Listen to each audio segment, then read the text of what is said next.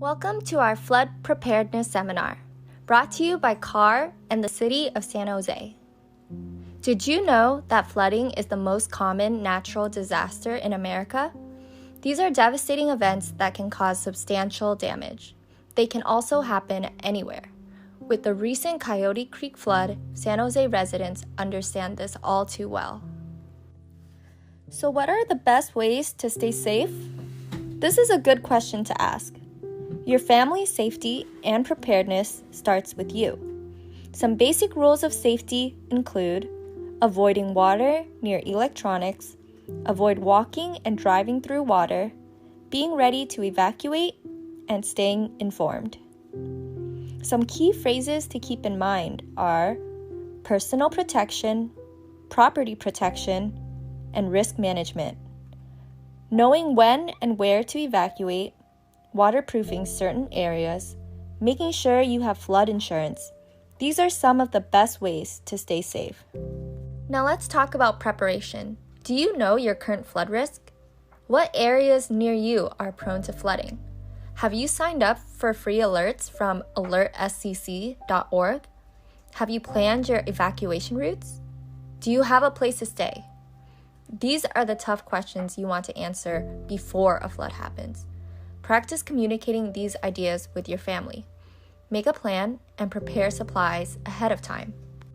Remember the 5 P's of evacuation: people, prescriptions, papers, personal needs, and priceless items.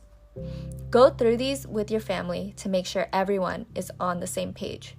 Maybe you have pets or your sister needs heart medication. Remember your passports or any family jewelry. Every family has different needs. Make sure your family knows theirs. What if you are indoors? How can you stay safe? Avoid electrical equipment if wet at all costs. However, if you can safely turn off the electricity at the main breaker, be sure to do so. If you start to smell hot insulation or see damaged wires, make the task of turning off the electricity a priority. Besides that, if the area around the electronics is wet, it is best to wait for a qualified professional to assist you. And if you can, try to stay in contact with the local power company or a qualified electrician for guidance. Now let's move from indoors to outdoors. Some good practices for staying safe include watching where you walk, avoid beaches and riverbanks, and avoid areas like underpasses, dips, and canyons, as they are prone to flooding. If you are driving, please remember that just 6 inches of fast-flowing water can knock your vehicle over. And at 2 feet of water, your car might float.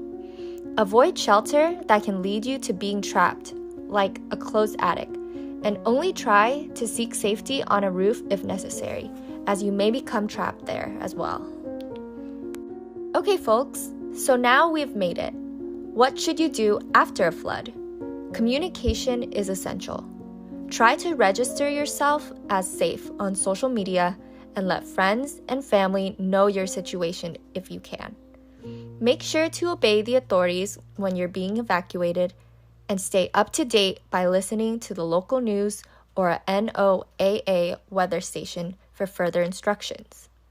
And most importantly, keep your children and pets away from hazards and floodwater. Let's imagine for a second that this actually happened. How do you care for your loved ones? How do you care for yourself? Is anyone currently injured? Do you have all of your supplies?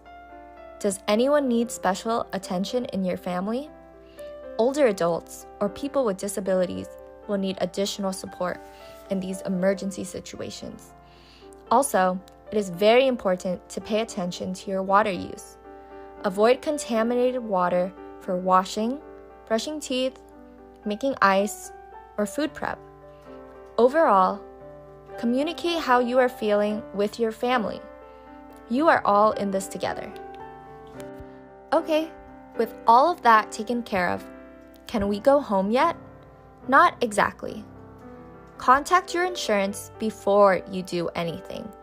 Then check around your house for any issues before entering. Once you enter, make sure to shut off the gas and electricity. For insurance purposes, make sure to document everything that is damaged and make a list of all that was lost during the event. Be careful when doing this, as your home may now be contaminated with mold, sewage, as well as other hazards. We are finally back home, but unfortunately, there's a lot of cleanup that has to be done. Floodwater can make the air in your home unhealthy. It is important to clean and dry everything in your house while using and wearing the appropriate cleaning wear. This includes N95 masks, goggles, gloves, and long pants. If you can, use portable generators outside that are placed far away from the building. While this can feel like a lot, please know that your family can get through this. Make sure to do things well and plan ahead of time. That way, you and your family can not only survive a flood, but continue to thrive afterwards.